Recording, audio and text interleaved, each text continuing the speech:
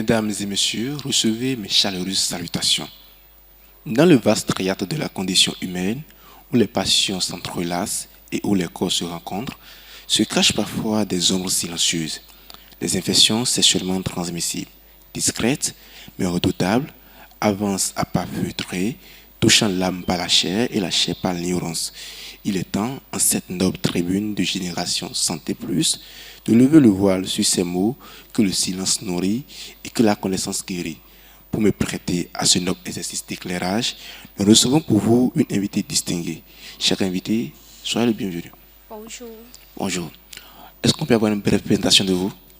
je suis Soglo Ruth, sage-femme diplômée d'État, prestataire télémédecine à l'ABPF, plus précisément à la clinique de Vedoko. Ok, donc vous êtes sage-femme. Exactement, Donc je peux vous appeler sage Ruth. ça peut aller. Ok, donc pour aller sur ce plateau d'éclairage, je vais utiliser sage Ruth. Sage Ruth, aujourd'hui nous voulons parler d'une des maladies les plus courantes aujourd'hui, que sont les IST. On entend parler IST, mais ma première question pour vous est la suivante. Comment définirez-vous les IST de manière plus simple et non complexe pour la plupart des mortels? Merci pour votre question. Nous allons définir les infections sexuellement transmissibles, communément appelées IST, comme des infections qui sont transmises principalement par contact sexuel, que ce soit par voie anale, vaginale ou orale. Ces infections sont des infections qui se manifestent par différents symptômes.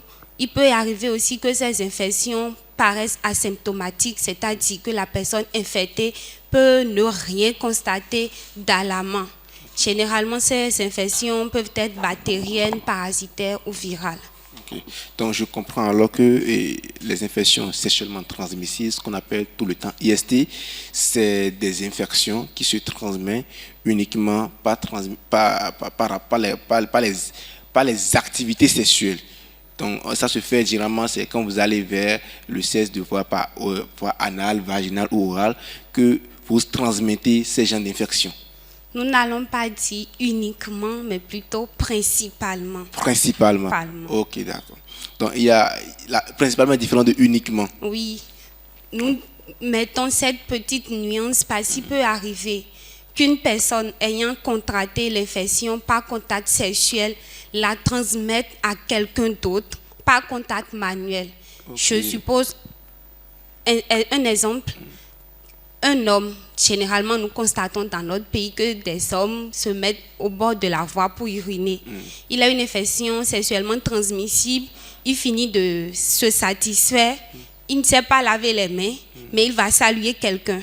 Cette personne au même moment va aux toilettes sans se laver les mains au préalable. Donc elle s'est transmise l'infection sexuellement transmissible, mais sans obligatoirement aller au sexe avec ce dernier. Ok, donc la nuance c'est que la personne peut être infectée sans obligatoirement aller au sexe. Aller au sexe. Mais principalement, c'est généralement le sexe qui l'amène. Ok, et on parle d'IST, infections sexuellement transmissibles. Quelles sont ces infections, les IST les plus courantes aujourd'hui? Actuellement, il y a plusieurs infections, comme vous avez su l'annoncer. Nous pouvons citer au nombre de ces infections la chlamydiose, gonorrhée, la syphilis, l'herpès génital, le papillomavirus humain, le VIH-Sida. Okay. Et ces infections, je dirais, ont les mêmes manifestations, ont des manifestations les plus différentes. Ces infections, vu qu'elles ne sont pas de la même origine, d'autres bactériennes, d'autres parasitaires, d'autres virales, n'ont pas forcément les mêmes symptômes. Mais il peut y avoir des symptômes qui sont communs à ces différentes IST. Okay. Parmi ces infections, nous avons des infections qui sont parfois asymptomatiques, c'est-à-dire que je peux être contaminé ou infecté sans pour autant manifester des signes criards ou que ces signes peuvent apparaître mais disparaître du jour au lendemain. Ok. Vous avez dit qu'il y a des infections de type viral, de type parasitaire et des infections bactériennes. Quelle est la différence entre une infection d'ordre parasitaire et d'autres virales et d'autres bactériennes. Et parce que c'est généralement des catégories différentes. Donc, quelle est la différence entre ces trois catégories-là? La différence, c'est juste le type de germe en cause pour cette infection-là. Okay. Comme je le disais tout à l'heure, on peut constater une infection au niveau de l'appareil génital et cette infection serait due à une bactérie. Là, on parle d'une infection bactérienne. À un parasite, on parle d'une infection parasitaire. À un virus, on parle d'une infection virale. Et en fonction du germe en cause, la prise en charge aussi, elle est différente. Ok. On a parlé tout à l'heure des IST les plus fréquents, mais il y en a qui sont méconnus au grand public, mais qui sont là, mais généralement on n'en parle pas. Si ces infections sont méconnues, c'est parce qu'elles sont les plus souvent asymptomatiques, pas de manifestations alarmantes ou bien des signes qui apparaissent et qui disparaissent quelques jours après. Par exemple, nous avons le papillomavirus humain. Ce germe, nous entendons tous parler du cancer du col de l'utérus. C'est ce germe, au fait, qui, avec le temps, évolue pour causer le cancer du col chez la femme. C'est une infection qui se retrouve également chez l'homme, mais généralement, l'homme ne ressent rien. C'est quand la femme est infectée et des temps après qu'elle peut constater des signes pour dire « Ah, je sens qu'il y a quelque chose d'anormal au niveau de ma partie intime. » Mais ce n'est pas au premier jour, une semaine, un mois après qu'elle pourra constater quelque chose et aller à l'hôpital. Okay. Donc ce virus également peut se transmettre par relation sexuelle et c'est quand la femme elle est infectée des jours après qu'elle constate les dégâts, elle va à l'hôpital. Pas que des jours après même, voire des années après, des mois et des années après. Donc, ça peut durer dans le temps. Dans le temps, exactement. Okay. Le papillomavirus, par exemple, au premier abord, la femme peut constater des poussées de corps étrangers sur sa partie intime qu'on appelle condylome. Si elle ne se fait pas traiter, elle ne se fait pas prendre en charge pour aller faire le dépistage du col de l'utérus, le FORTI, parce que concernant les cancers, plus le dépistage est précoce, moins la prise en charge est coûteuse et elle est plus facile et on a l'assurance d'avoir une guérison totale. Mais plus le dépistage prend du temps, la prise en charge est tardive et les conséquences sont plus contrôlables. On va pas souhaiter cela. Donc, déjà, vous avez parlé tout à l'heure de ces IST qui ont des signes, il y a des manifestations qui alarment que je suis infecté. Donc, généralement, quand on est infecté par une infection sexuelle, on ne va pas parler de toutes les infections, mais quels sont déjà les premiers signes qui peuvent vous démontrer que vous êtes atteint de telle maladie, il faut aller se dépister, de telle infection plutôt, il faut vite aller et faire le dépistage et être pris en charge. Comme nous l'avons dit tout à l'heure, il y a des symptômes qui sont répétés indépendamment du type de germe. C'est-à-dire que différentes infections sexuelles peuvent avoir même manifestation. En considérant ces points communs, on peut déjà faire sortir une liste des signes alarmants. Okay. Nous avons les douleurs ou bien des sensations de picotement à la miction. C'est-à-dire dès que j'ai envie d'uriner ou que j'urine, j'ai des douleurs ou j'ai des brûlures. Il y a des plaies ou bien des ulcérations qui peuvent apparaître sur la partie génitale, que ce soit chez l'homme que chez la femme. Il peut y avoir des écoulements, peu importe le type d'écoulement, que ce soit blanchâtre, que ce soit jaunâtre, que ce soit verdâtre, de l'urètre de l'homme ou bien du vagin de la femme. Il pourrait aussi y avoir des douleurs pendant l'acte sexuel. Ce n'est pas quelque chose qui est censé être douloureux à la base. Donc, si on sent des douleurs pendant les rapports, c'est qu'il y a un problème pour lequel il faut se rendre au centre pour savoir quoi faire. Il pourrait y avoir aussi des saignements anormaux, que ce soit pendant les rapports ou bien juste après les rapports ou en dehors des règles, carrément chez les femmes. Okay. Donc c'est généralement ces signes-là qui vous alertent que, attention, le danger est là, il faut aller vous faire dépister. Merci beaucoup pour ces éléments de réponse, ça éclaire notre audience et nos auditeurs. Mais aujourd'hui, il y a une situation qui se pose, qui est celle de la stigmatisation. Les gens ont peur d'aller se faire dépister, ou bien ils ont la crainte, ils ont de la honte, la peur du jugement. Donc comment aujourd'hui, parce que le dépistage est très important quand vous commencez par recevoir des signes d'alerte. Comment aujourd'hui on peut aller se faire dépister, quel est l'accueil, comment vous accompagner pour que le dépistage soit vraiment effectif, pour qu'on évite les dégâts? Nous allons commencer par mettre en confiance ceux qui nous écoutent pour leur dire, être malade, ce n'est pas un péché, ce n'est pas un crime d'être malade.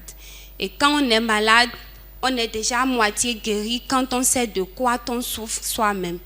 Il ne faudrait pas qu'on regarde la vie des autres pour se priver d'un soin qui va nous sauver la vie.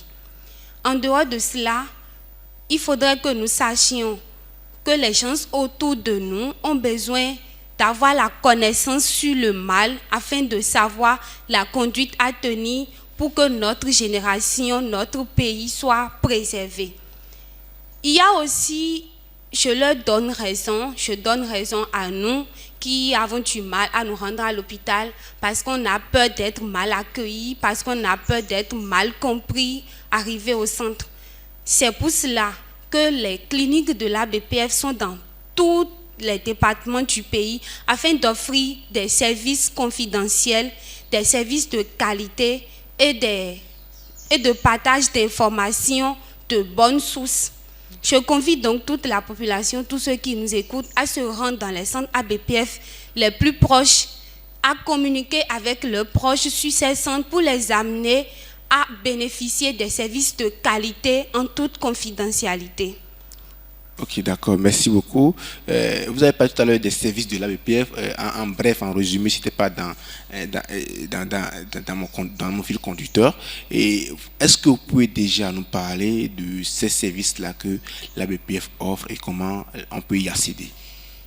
L'ABPF est spécialisée dans la promotion de la famille, tout ce qui concourt au bien-être familial, surtout en matière de sexualité et de la reproduction.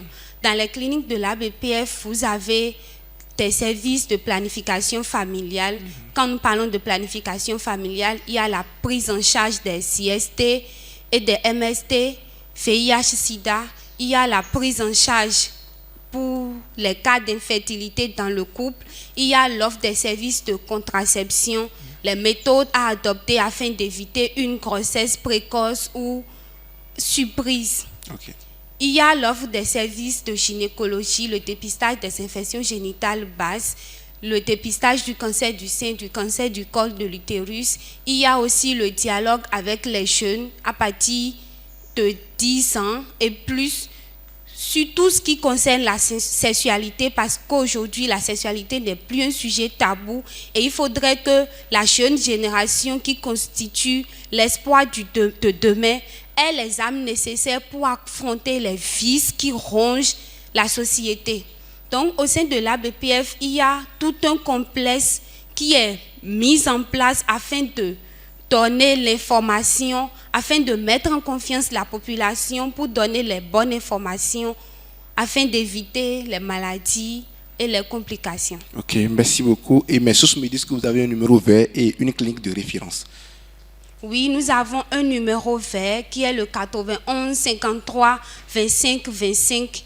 Mieux encore, il y a une application CARES, C-A-R-E-S, qui est comme toute autre application, mais spécialisée dans la santé sexuelle et de la reproduction, juste pour vous permettre de discuter avec un personnel de santé sur les infections sexuellement transmissibles ou toute autre préoccupation sexuelle. Vous pouvez télécharger cette application sur Play Store ou si vous avez quelqu'un qui l'a déjà, vous pouvez juste le recevoir par Sender. Ok, d'accord. Et votre clinique de référence se trouve où? Parce que mes sources m'ont dit que vous avez une clinique de référence. Nous avons une clinique de référence qui est à Siker-Kodji, oui. Cette clinique est une clinique de référence nationale pour toutes les cliniques de l'ABPF. Mais en dehors de ça, quelqu'un qui est à Boycon ne peut pas quitter Boycon pour venir à Cotonou juste pour se faire prendre en charge. Ceci étant, quand vous appelez le numéro vert, vous donnez votre localité et la prestataire qui vous reçoit vous oriente vers un centre qui est plus proche de chez vous. Ok, d'accord. Merci beaucoup. Et ces informations sont d'une grande utilité. Aujourd'hui, il y a des couples qui se forment, des gens qui se marient, des jeunes. Quelle est l'importance de la prévention dans la constitution de ces couples pour que des IST n'apparaissent plus? La prévention occupe une place très importante, en ce sens qu'elle permet d'abord d'éviter le mal, de connaître le mal, d'être dépisté précocement, et ce dépistage précoce va limiter les conséquences à long terme et à court terme de ces infections. Mieux encore, elle diminue le coût de la prise en charge et nous rassure d'une guérison. Ok, merci Il est beaucoup. important de faire la prévention, et cette prévention, elle passe par une communication entre les partenaires. Il faudrait que ces partenaires se fassent dépister et se communiquent, sachant que l'acte sexuel est un acte consensuel. Il ne faudrait pas qu'on dribble l'autre, il ne faudrait pas qu'on apporte moins d'informations qu'il en faut à l'autre.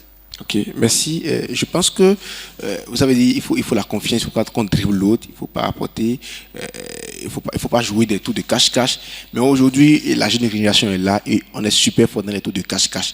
Est-ce qu'a dit que uniquement la confiance puis le dépistage, parce qu'on peut faire du dépistage aujourd'hui et tel que vous l'avez si bien dit, les CST c'est principalement pas l'acte sexuel, mais on peut l'attraper ailleurs sans forcément aller au sexe. Dans ce contexte-là, y a-t-il des moyens ou des méthodes de se protéger en allant vers, parce qu'on sait que c'est principalement transmissible par le rapport sexuel, y a-t-il aujourd'hui des méthodes pour se protéger avant d'aller au rapport sexuel pour que, malgré qu'il y ait de la fidélité entre nous, tout ce qu'on peut dire, on soit épargné des rapports sexuels et des ST plutôt? Merci pour votre question. Nous avons parlé tout à l'heure de la prévention. J'ai parlé de la confiance.